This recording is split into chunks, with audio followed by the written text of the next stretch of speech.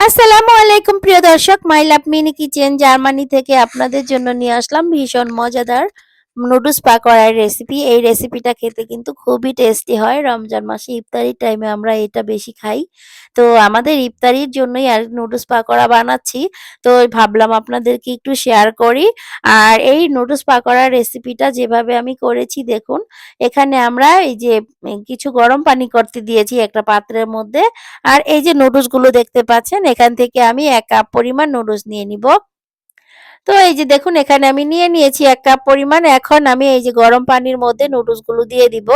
Noodles গুলোকে দিয়ে যে মানে যে কয়েক মিনিটের মতো সিদ্ধ করে নিব আরকি। যতটুকু সময় লাগে সিদ্ধ হতে ওই পরিমাণ সিদ্ধ করে নিব। খুব বেশি নরম করা যাবে না কিন্তু মানে জাস্ট সিদ্ধ হয়ে গেলেই নামিয়ে নিব।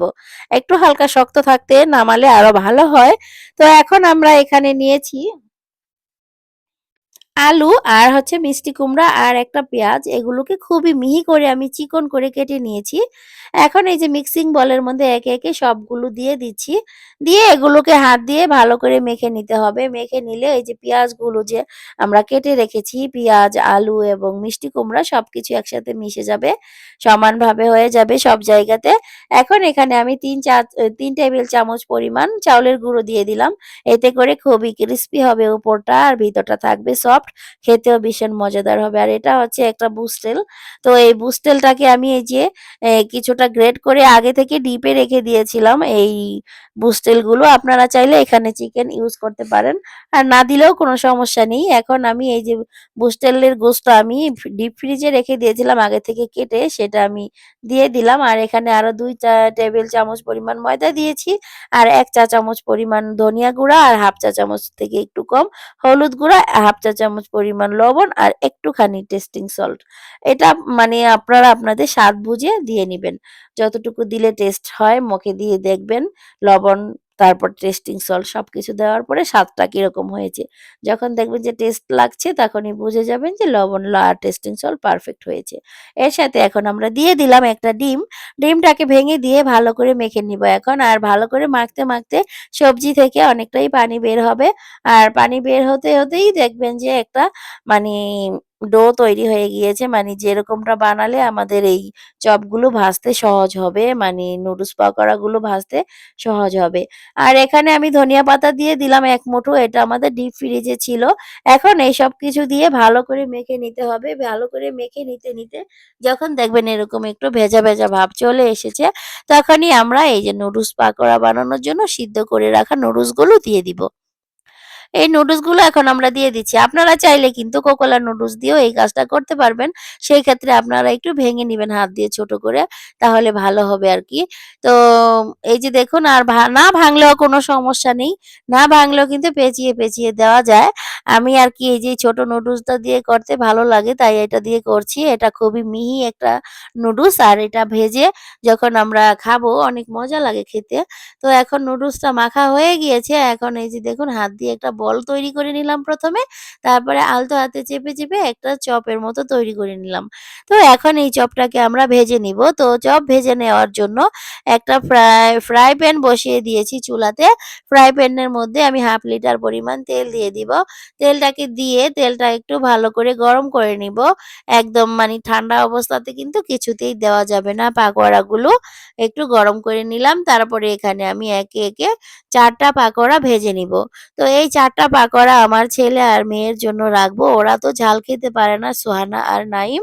ও ওরা আরকি ঝাল একদমই খেতে পারে না। সেজন্য ঝাল ছাড়া কিন্তু আমি আসলে এই যে নুডলস পাকোড়াগুলো বানাচ্ছি। আপনারা হয়তো ভাবছেন যে কি বানাচ্ছি আমরা ঝাল ছাড়া। তো যাই হোক, এখন ঝাল দিয়ে দিব আমাদেরটা। আমরা অনেকেই তো ঝাল কম খাই, ওদের জন্য সবকিছুতেই ঝাল ছাড়া রান্না করে নেই। আর এইজন্য এখন আমাদেরটার মধ্যে একটুখানি মরিচের গুঁড়া দিয়ে দিলাম। আপনারা চাইলে কিন্তু এখানে কাঁচামরিচ ইউজ করতে পারবেন। দিয়ে তারপরে আমি সবগুলো দিয়ে দিয়েছি এতগুলো। সবগুলো দিয়ে তারপরে আমি ভেজে নিচ্ছি। আর এগুলোকে মানে উল্টিয়ে পাল্টিয়ে ভেজে নিব। আর আগে থেকে যে ৪ টা ভেজেছিলাম সেটা আমি আগেই তুলে একটা সাইডে রেখে দিব। আর একটা টিস্যু পেপার বিছিয়ে তার মধ্যে রেখে দিব যাতে করে এক্সট্রা তেলগুলো শুষে নেয়। আর এই পর্যায়ে এসে আপনারা যারা নাকি আমার ভিডিওটা দেখছেন এখনো, সবাই প্লিজ একটা লাইক, কমেন্ট, শেয়ার করে যাবেন। আর যে সকল আপুরা আমাকে সবসময় কন্টিনিউ সাপোর্ট করে আসছেন, আমিও কিন্তু সবার পাশে থাকবো। আর এখন একটু আসতে আমার লেট হচ্ছে। কারণ এখন আমাদের রমজান মাস আর আমাদের বাচ্চাদের স্কুল খোলা। ওদেরকে স্কুলে দিতে হয় সকালবেলা। রমজান মাস আবার ঘুম আসতে হয় একটু বেশি, ভোর রাত্রে উঠতে হয়। সেজন্য দেখা গেছে যে আমার একটু আসতে লেট হচ্ছে। আমি সবার ভিডিওগুলো আরকি ইফতার করে ইফতারের পরে দেখা শুরু করি। সেজন্যই আরকি আমার একটু লেট হয়ে যায়। তবে আপনারা সবাই টেনশন নিবেন না। আমি কিন্তু অবশ্যই আসবো আপনাদের বাড়িতে ঘুরতে। আর আপনাদের ভিডিওগুলো অবশ্যই দেখব। আমার ভিডিও যারা দেখে একটা করে কমেন্ট করে রেখে যাবেন। আমি প্রত্যেকের ভিডিওগুলো কিন্তু দেখব। এটা আমি সবসময় এই কাজটা করি। আমি ভাবি যে আমারটা দেখেছে যে আপু, তাকেও আমার হেল্প করা দরকার।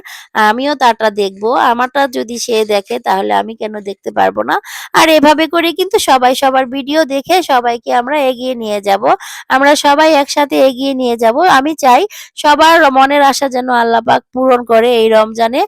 রমজানে সবাই রোজা রেখে ইফতারির টাইমে বলে দিবেন যে, "এই আল্লাহ, আমাদের প্রত্যেকটা আপু যারা আমাদের এখানে যে ইউটিউব চ্যানেলে ভিডিও বানাচ্ছে, সবার মনের আশা তুমি পূরণ করে দাও। সবাইকে তুমি তাড়াতাড়ি সাকসেসফুল করে দাও।" এটা বলবেন।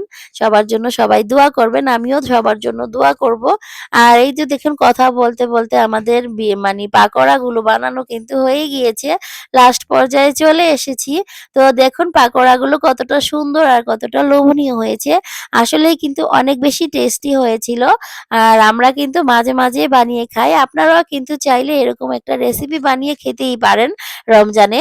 আমার রেসিপিটা যদি একটু হলেও ভালো লেগে থাকে তাহলে অবশ্যই লাইক, কমেন্ট, শেয়ার করবেন। আর যারা সাবস্ক্রাইব করেননি প্লিজ সাবস্ক্রাইব করে দিবেন। সবাই ভালো থাকবেন।